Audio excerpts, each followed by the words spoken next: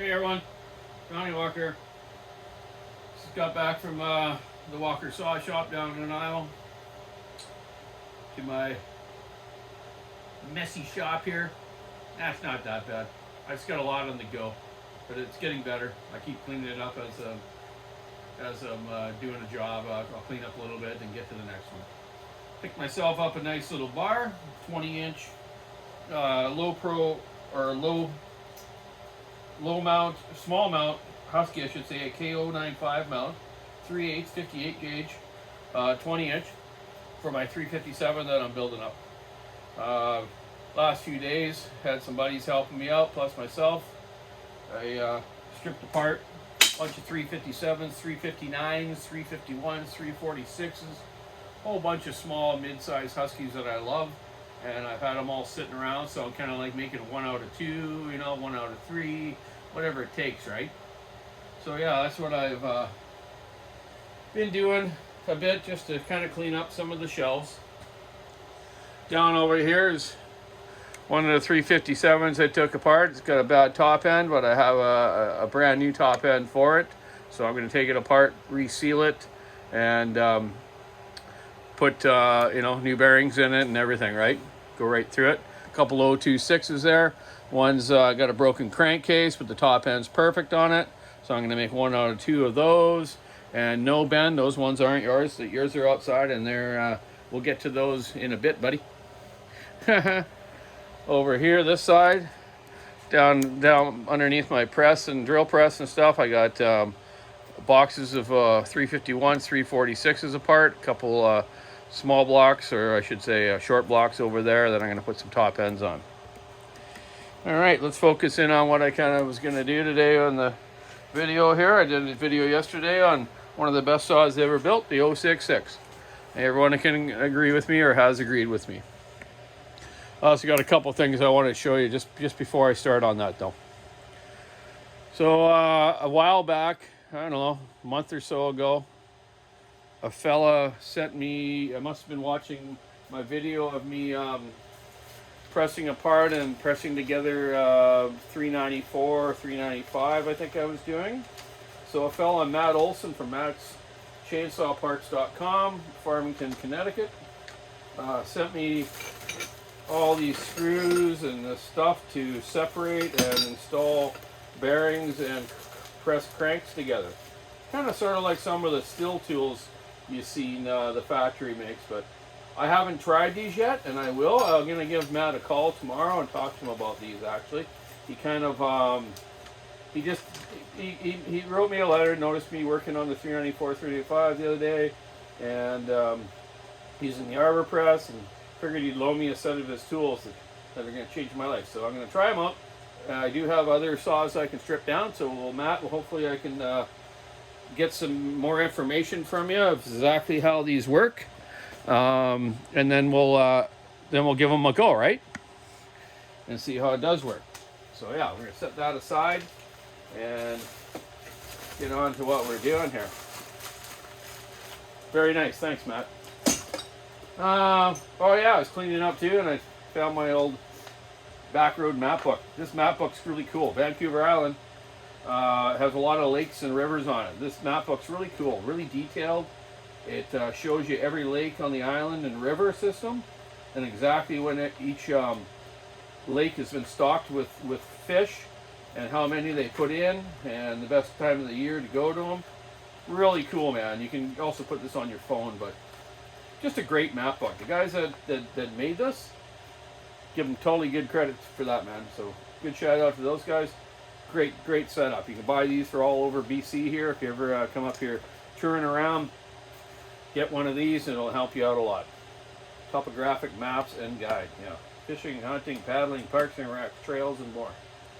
Anyways, that's enough of my tourist talk, because I'm not a tourism dude, but probably should be. I would be a great tour guide. I know everything about this island. I've been all over it. One corner to the other. One end to the one end, one side to one side. And you know what? That's where these saws have been too. 066 Stihl. They've been all over this island, all over the inner coast, up Alaska, Washington, Oregon, you know, all where the big timber and guys that run along bars. So, you know, Originally, the 066 obviously started off like the red light type one, eh? After I did that video yesterday, guys commented quite a bit about the red light feature, which was right here on the side. And I remember me and my dad went up to Kelsey Bay, which is up in about the mid part of the island, upwards. Huge logging division for McMillan Bloedel. M&B was called. I believe they had close to 50, 60 followers, if not more. I can't exactly remember the right number, but I'm going to find that out and let you know. My friend Vince Foreman, that actually used to work for us at our shop, he ended up being the power saw mechanic there after he worked for us, and my dad trained him a bit while I was away working at other places. So, yeah, I'll find that out. But anyways, they're having problems with some 66s up there blowing up, and they couldn't tune them right and whatnot, eh? They're kind of unusual at the beginning. Sure, they ran good when they ran properly, like everything else does. But you would tune those things to that red light, and I just can't quite remember exactly how you did it. You'd lean it out till the red light came on, or you riching it up till it came on. It was quite strange. And at that time, they also had a lot of ignition changes. They actually had a flywheel. Someone might quote me wrong, but I believe they had 2 keyways in them because they had done ignition changes on them, and you had to, with the newer ignition, you had to change the keyway to the other, or the flywheel to the other keyway. There was something about that. It was kind of a nightmare at the beginning. But they ran pretty good. I do remember some comments, though. I was a really young boy when I was up there, because I was probably up there, I don't know, let's see here. The first 066 really was, they say 1988, but I don't think the red light ones were then. Were they before that? There's something weird about the dates I'm getting here. You know, like I told you yesterday, we were never a Stihl dealer for years, but we worked on them and modified them, but we never knew all the inside information, right? Like, you know, like what date was this, how the serial numbers worked, anything like that, right? We bought the saws off of other dealers, or other dealers would send us the saws, we'd modify them and give them to them, or the customers would bring them to us. But anyways, back to this story. I remember these guys coming into the falling shack there at Kelsey Bay and telling a story. Like there'd be some fallers up on one side of the hill. Like he had these big draws, like a valley, right? So there'd be like 2 or 3 fallers on that side, 2 or 3 fallers on that side. And the guys would like look over, they can kind of hear their buddies over there running them, but they see these lights flashing. They're like, what the heck was that? Well, what it was the red lights, man. The guys could see them like way across, like when it's still a bit dark or foggy, you know? Yeah, pretty funny, man. So you could definitely tell if the saw was running, the guy was working, eh? If you were the boss. Yeah, pretty funny. So I can't quite remember how the tuning went on those. Obviously, I don't have an original workshop manual for that, or anyone around to really tell me. And my dad couldn't quite remember. I talked to him the other day about it, and yeah, shame he can't remember a lot these days. Anyways, love him to death. Bobby Walker was the king of saws on the West Coast. So anyways, let's get into the 066 here. So that was the red light type 1. Then they came out, you know, with the next version that didn't have that. They've done several changes with 066 versus the original 066. I believe they made the crankcase a little larger for more oil capacity, because I do remember there was 2 gasket kits. One was a bit smaller than the other. They've done several filter changes, and now they got, this one has pretty much the best one that Stihl has ever actually made. A lot of their air filters weren't that great through the years, and still aren't. So that's why some people put those foamy filters on, or whatever you call those ones. I forget what the kit name is. But anyways, they work great on the 500s. Definitely put it on your 500 if you do. Max Flow, that's it. The Max Flow filters, put those on your 500s, because those 500 filters aren't that great. Yeah, they help that out a lot. But these ones, they were fine. You know, like, if anyone puts max loads on these, I see no reason to. I've seen these things run for years and years and years. Like I explained yesterday, how my buddy still has 4 original ones, and he's never done a thing to them really, but maintained them properly. And that's the whole thing.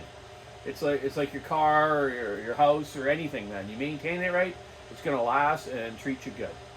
So yeah. So I'm gonna tear this down, and I'm gonna measure the port timing and rewrite it down. It must have been my old book that is probably somewhere in my pile around here, but I haven't done one for a long time. I still have a couple of jigs over there that my dad made, that I would port them to that line on the jig, okay? But I'm gonna redo that and recheck that jigs, and we're gonna do this on Owen's saw here. Owen, Cars Guard. Did I get that right again today? Hope so. So anyways, I'm gonna strip this down. We'll get the timing tool on it, and I'm gonna talk about a couple things as I strip it down and show you some wear factors. Which there ain't a lot on these, so as I strip it down, just the basic covers off the handlebars, we'll talk about that. So let's get at it, eh? Okay, Donnie's gonna actually use some tools today and show you something. Okay, let's first get the handlebars off. They're always in the way to get the tool on and whatnot. I've already taken the side cover off, and the side cover I will be modifying for Owen. I'm gonna put my nice Walker dust flap on that I put on these. The center washer in the center here with the grommet and a washer, so the chain can't get past and take the clip out and whatnot. All loggers like that I do that to the side covers. Okay, so let's take the air filter off. Remember on the 066 you got the slide up top. Make sure that's in for the summertime or warmer weather. If it's minus in 0 or down from there, set it down to the bottom so you can get some hot air from your cylinder into your filter here to help your carb from freezing up, okay? But don't forget to change them back over through the seasons and keep them in either side, okay? Some guys lose those, and you shouldn't, because it'll run. If you got this out in the summertime, it'll get way too hot and you can cook your fuel and lean your saw out and blow it up. There you go, the HD filter with a nice rubber back to it. They're nice. This has got the pre-filter on it, which is nice too. As long as you keep this clean, blow this out, keep that clean, that pre-filter, bang this out if you need to. Take it home and wash it in hot soap and water. Never use gas and oil on this. Some guys say, yeah, I just use straight gas. I'm like, yeah, whatever, man. No, it deteriorates the plastic and the rubber in here. Wash it in hot soap and water in your sink when your wife's not looking, and then dry it out. Just let it dry, okay? Then put it back on. And maybe have a spare, eh? Hey, go figure, eh? Buy a $20 filter, have a spare. Well, they're probably 40 now these days, eh? Anyways, they are, I think, about 40 bucks. But anyways, that's what you need to do with the air filter. Good system, though. Okay, take our baffle off, our inner baffle here. A lot of guys don't run these, but they're there for a reason, okay? Run what they have. The engineers aren't dumb at Husky, or at Stihl. Jesus, I said Husky. That was a bad word when I'm working on this. Okay, let's get the handlebars off. Get yapping about things. These handlebars, I got a few friends on the island here, 2 actually for sure, that are left-handed. They cannot run stills, and that's because of this handlebar, okay? If they had a 4-wrap handlebar, which there was an option on 066s, or 660s I should say, that was actually a proper 4-wrap, not a 3/4 type like this, eh? And they could almost run it, but then having the handle straight across helped them out. Where Huskies with their angles like that when they're left-handed, it's very hard for them to run the saw. So try to run a saw left-handed. I tried it one time. It's not easy. So those guys that do, bonus to you, Brian, George. Okay. Get our top cover off, then I'll talk about a few other things here. You know me, I like to talk. This saw, you really only need about 5 tools. A 3/4 inch socket to take the spark plug out. You can also use it to take the clutch off by putting an adapter from 1/2 inch to 3/8 on it and use your impact. Take your clutch off. And your T27 Torx wrench, okay? And an 8mm socket for the car bolts, and a 13mm socket, nope, sorry, 17mm socket for the flywheel nut on these ones, okay? So 17mm socket, a 3/4 socket, a 13mm to take the compression release out, a 8mm for the car bolt, T27 for the rest of it. So 1, 2, 3, 4 tools. We'll pretty much take the saw apart almost completely right down to the crankcase. Then you need the crankcase puller. Not bad, eh? So you know, Stihl actually has those little tool kits, those multi-tool kits. I'm gonna do a video on those, because on those little multi-tool kits, you can almost rebuild the saw with that kit. You know, you're gonna do it all manually, not like I'm doing here, cheating, right? With the impact. And look at that. That happens every time you take the top cover off. That one screw falls down in the magnets of the flywheel. So now I gotta take the starter off, which I'm going to anyways, and retrieve that bolt before I start it up and it grinds all in there and messes up. So let's take the starter off now and let's talk about that. The starter itself has been changed from the original 066. They just made it a little bigger, a little wider, some more holes in it to get more air through it. Never have much problems with starters on Stihls, hardly ever. You know, this Alaska Start type starter rope system acts as like a compression release. See how you know how the rubber moves like that? And this rope here, yeah, this is original from brand new. And I see these ropes last the guy for a couple of years on a pro saw, and he only runs it about 200 days a year. You can't beat that. Sometimes you gotta watch on older ones. This pulley gets loose on the center post.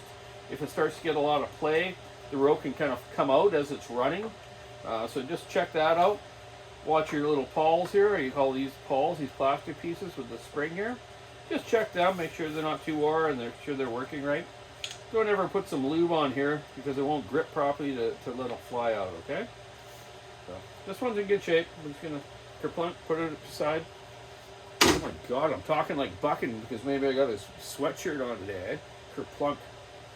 Hey, Buckin? He's watching me. Okay, get that screw that I lost a second ago, put it in there. The flywheel. You went to a polymer, I think that's how you call it, polymer flywheel. And we had some of these originally would spin a little bit and go out of time.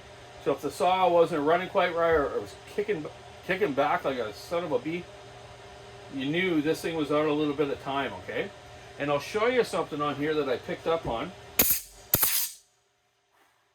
Dust storm there for you.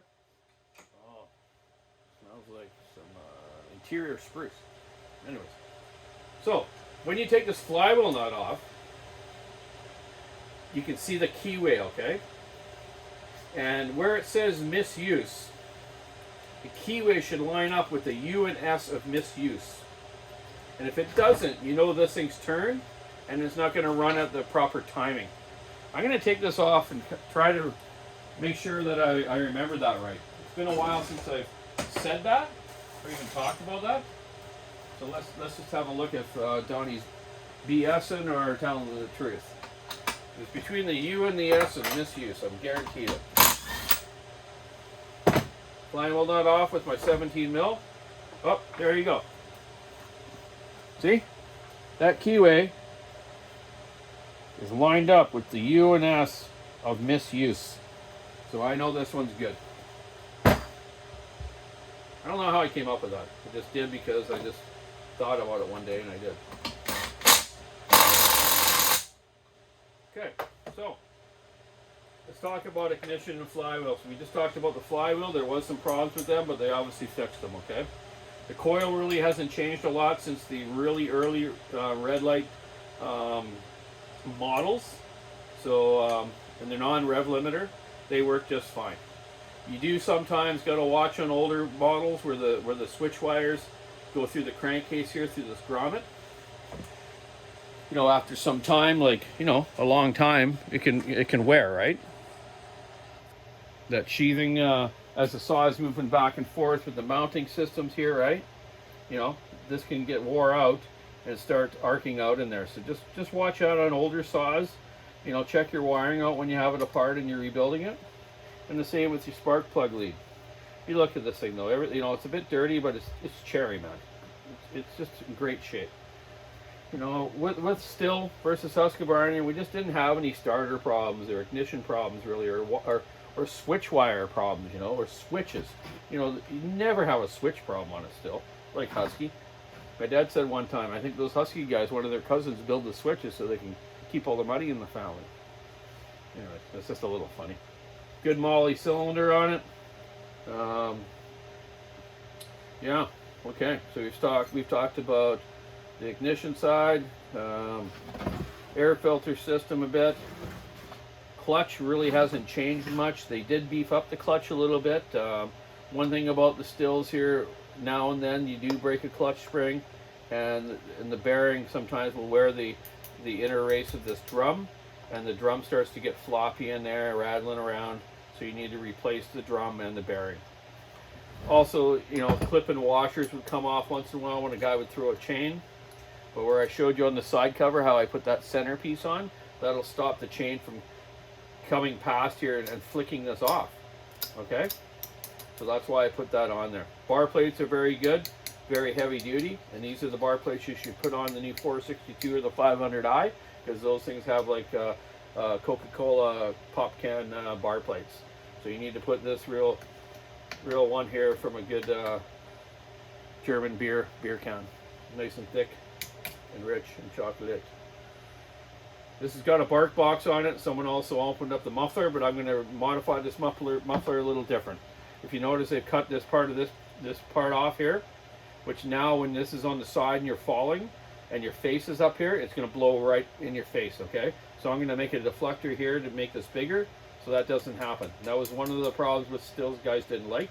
I used to always, when I modified their mufflers, build this shield here bigger, right to the front face of it. Okay, then add another outlet on this side, and either run the Magnum front cover or the regular one. Okay, Gordy's bark boxes work fine because it's a quick bolt-on, but the way I did them years ago, really didn't have any less horsepower or anything. It was just more work. This is easy, bolt on.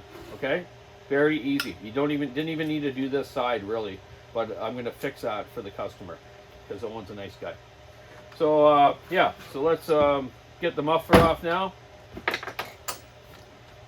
and then we're going to get the carburetor off, talk about that a little bit, and get that clutch off so I can put the timing wheel on. Like I say, I can't quite remember the timing numbers on these, but I just ported an 066 yesterday and used my dad's old jigs, and it wasn't a lot of porting. It was some intake timing work I did, and a bit of exhaust. Not much exhaust, and the shape of the exhaust on these, the port shape, is awesome. It's got nice radiuses to the top, on the bottom, the sides are nice and round. It's not all square like some are. They all should have a proper radius. You know, like 90 top, 70 bottom, in that area, okay? This is your typical stock 066 muffler. This is a Magnum model. It would have had the different muffler front cover on, but these I used to, you know, just drill a hole in the front here too with a uni-bit, about a 5/8 hole. Then put my side deflector on the side here with about a 5/8 hole, and increase this one like this guy has, but put this cup out this way to the front here so it doesn't blow in his face when it's up sideways. Those work just fine, just perfect for years and years. Okay, muffler's off. Piston looks like brand new. Look at this nice oil film on it. He looks like he's using good oil. There's still nice film on that piston. Not a scratch on it. No blow by. Just perfect. Okay, let's get our these. I tell you, they were the worst clutch washer on Stihls. This one here was really hard to get off, especially if you got some buildup underneath it, or you had a broken clutch spring. You get this clip off with this washer sometimes was a nightmare. This one's coming off easy, thank God. But sometimes if it doesn't come off easy, like trying to get something underneath to click it, just give the clutch drum a tap on each side. Okay, ring the bell. And it kind of knocks a bit of the debris that might have been under there away. And then you can have enough clearance to get it off. So what I used to do with these is change this washer and put the other type stamp steel one on. I probably got one right here in my tickle trunk. Gonna call me a liar probably. Come on, tickle trunk, have one. Everyone's got a tickle trunk drawer. Everyone's got a drawer of like miscellaneous type stuff that you never know you need. Okay, you get what I mean though. Like the Husqvarna one, it's just a nice tin washer. It doesn't have the step on it, okay? So this is a nice unit though, but it just makes it hard when they've been used a lot to get them off properly. Set that aside. They originally came with 3/8 A2 sprockets. This is a Stihl sprocket. Nothing wrong with that. This one's got some wear to it. With a long bar, I would be favorably more to run a 7, but shorter bars, this guy was, I believe, yeah, he was a log home builder, so an 8 would have been fine. He was probably running like a, 24 or 28 on it, notching out logs or, doing what log home guys do, cutting windows, all this different stuff. So some of these are hard to get off because they got all this build up around them. So just take a pair of channel lock like this. Grab it, turn it, lift it, boom, it finally comes off, okay? Clean the inside of the drum here. See all that stuff there? Clean that out. Check your surface where the bearing rides. It should be nice and smooth. If it isn't and it's pitted, you need to replace that. It's going to destroy your bearing again, and it's going to wobble around and not activate your oiler gear right and set the clutch right, and your chain's going to come slack and tight. Okay, there we go. Let's see if we can get the clutch out with a regular 3/8 impact drive, or I'm going to have to use my 1/2-inch air one. Oh, let's plug the spark plug hole. Look at that. These ones come off nice. Some clutches, man, they can be quite a bear to get off. Inspect your clutch. Make sure all your keepers here are in good shape. Your springs are in good shape. This thing's like brand new. Look at that. Hardly any wear to the clutch at all. It's just cherry. This guy's so lucky. Must have been a nice tree job he did for that guy on.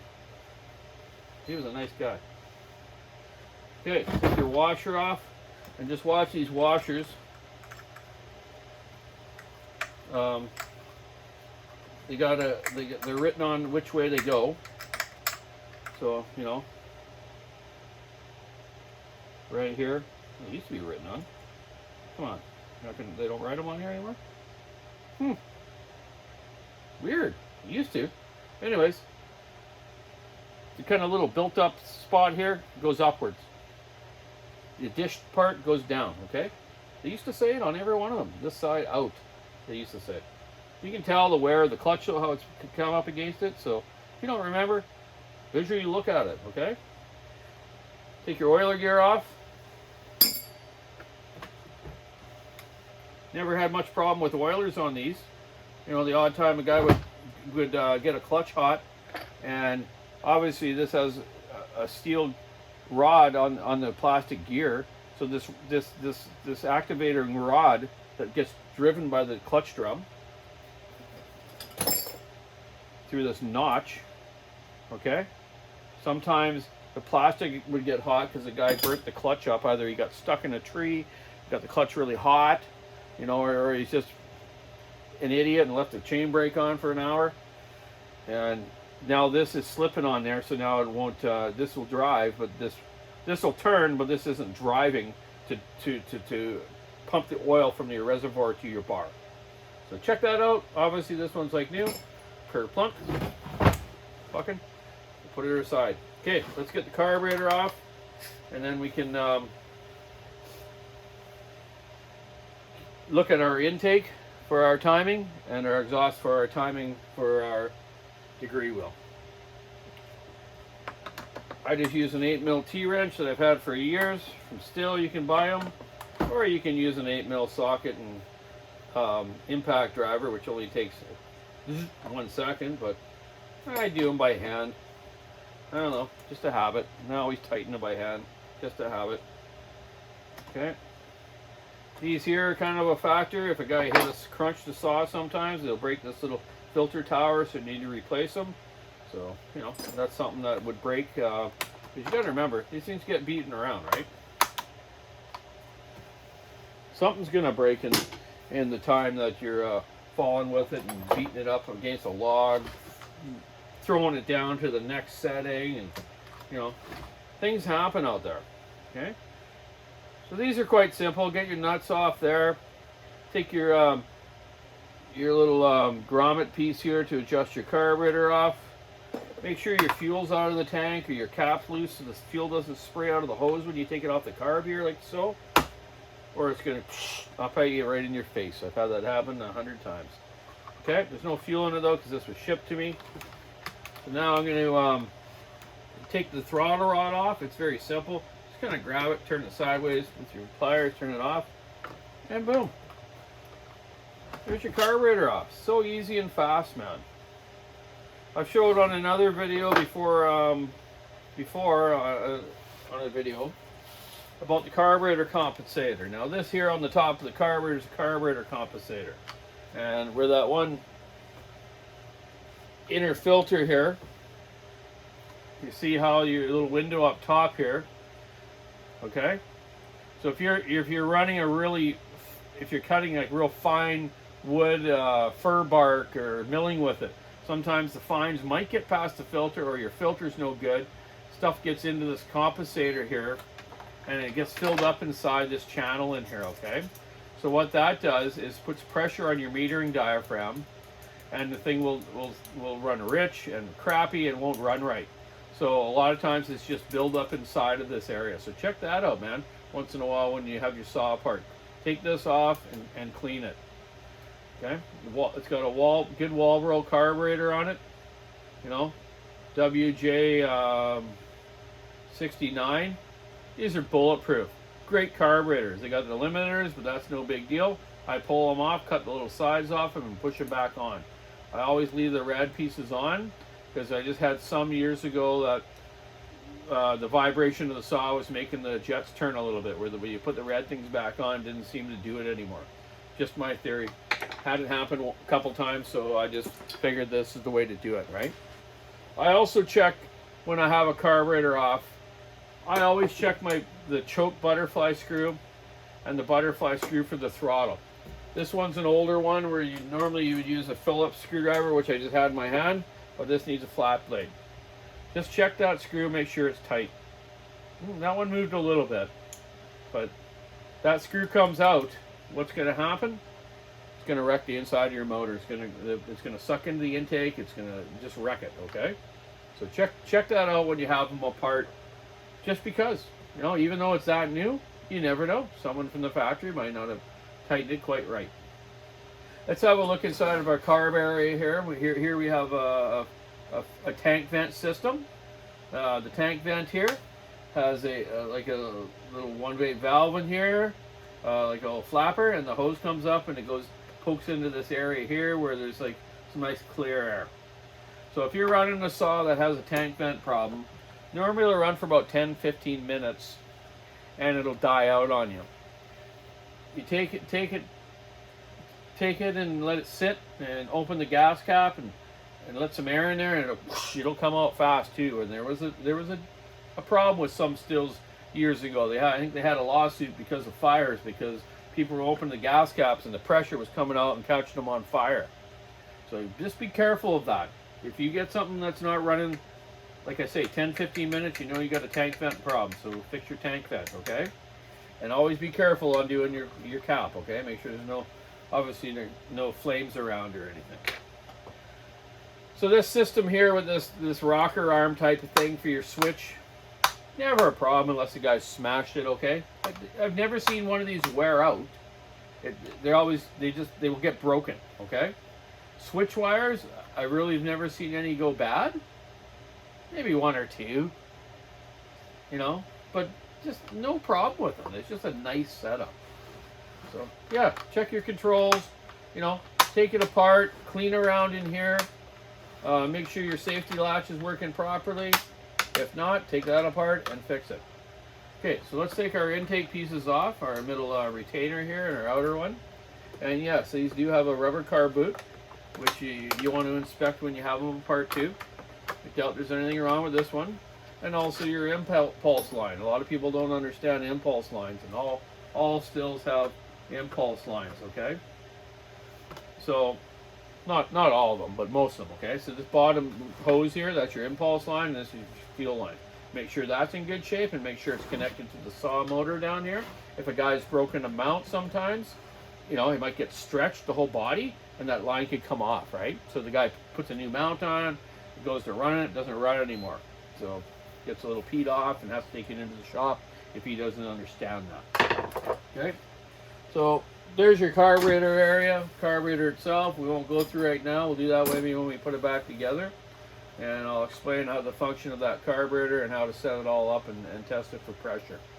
So now I can at least measure my intake timing and my exhaust timing. I got the clutch off. I'm going to put my, I got no dog on this thing, so I'm going to have to put in my vise here somehow. Yeah, no big deal. We'll just lean it on the side here. Speaking of anti-vibration, yes, these definitely vibrated more than Huskies, but some guys, they didn't have a problem with it because their hands were okay. But some guys had very sensitive hands. I've told you guys this many times. Some guys just could not run these. Okay, they had to run Huskies because of it. You know, they could maybe run one of these for a day, but their hands would be so bad they'd have to go back to their Husky. And that's the truth, man. I've heard that from hundreds of followers. So the anti-vibration mounts, this one here sometimes would get ripped. This one's obviously in good shape. That one, or the small one on this side by your oil tank, would get ripped. I believe this one, you know, was the most common one. So if you do have a little floppy around and you're taking it apart and redoing a saw, always check that one. They're easy to take out and check. You just basically pull these plastic pills out of here, covers, and undo the screw in there with your T27 that fits everything. Pull the mount out and look at it, make sure it's not ripped, okay? Chain brakes, never really have a problem with chain brakes on these. Sure, yes, they'll get some buildup in here like the Husky.